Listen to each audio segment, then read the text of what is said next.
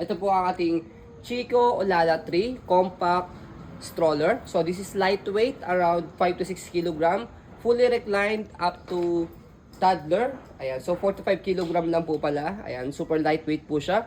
So this already washed and ready to use. Wala po itong faded, wala po siyang discoloration. Okay? So sa lightning lang po yan ng camera. Wala po yung filter.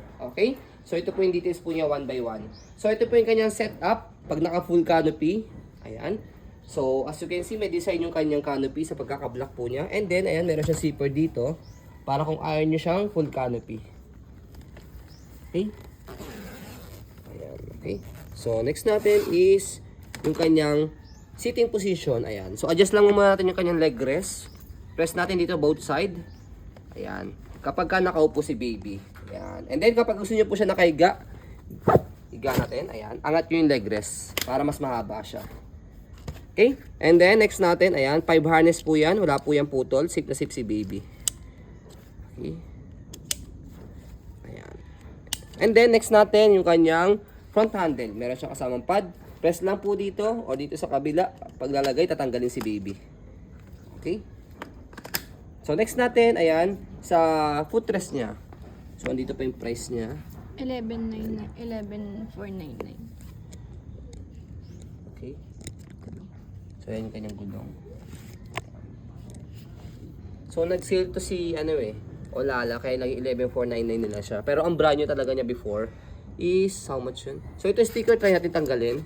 Ano yan? Dinala sa ibang bansa. Nagamit ito sa ibang bansa eh. Kasi compact yung folding niya. Ayan. Okay, kaya kung plan po ninyo na dalhin po siya sa ibang bansa, pwede naman po free of charge po siya kapag may kasamang bata. Ayan. Okay, yan yung kanyang body frame. So sa maselang seller, pwede po ito sa maseselang mga buyers. So yan yung gulong niya sa likod. And then stopper. Ayan. All goods. So basket niya. Excuse me. And then dito siya ina-adjust. Press nyo po ito and then hatak pataas kapag gusto nyo po siya iupo or semi-reclined. And then press nyo lang po ito and then pull down kapag gusto nyo po siyang ihiga. Okay? So next natin, kabilang side ng body frame. Upo ko lang muna siya.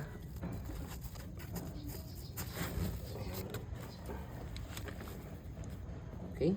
Makinis pa po siya.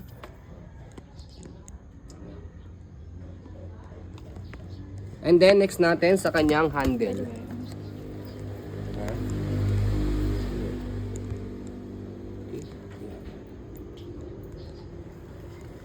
So sa canopy niya, meron na siya napakalit na dents. Ito, napakalit lang kaya no need naman siyang tahian. Sumabit lang yun. Oo, sumabit lang. Napakalit lang, parang tuldok lang siya. Hindi Kaya, mahalata. kaya hindi na namin tinhayan. Napakalit lang niya. Okay? Ayusin ko lang po yan. Ayan. Kaya hindi naman po yung big deal. Okay? Ang gaan niyo ito. So next natin, bago natin siya i-fold, install muna natin. Ayan. To make it sure na wala siyang problem sa kanya mechanism. Okay? And then, kung paano po siya i-fold, fold yung canopy, slide, press, tapos pull down, and then baba niyo po siya. Ayan. So that's it. 4 to 5 kg na Ikot pakagaan. mo. Ayan. And then compact folding. Kapag inopen po siya, same lang din, aangat nyo siya. Yan, and then slide, press. Tapos buka. That's it. So wala po siyang kahirap-hirap i-open sa i-fold. So yan po ang ating Chico Olala 3 compact folding stroller. As you can see, very details po kami sa aming pong pag-video kasi aming shop policy. No refund, no exchange. What you see is what you get. So yun po, maraming salamat. Have a nice day and God bless po.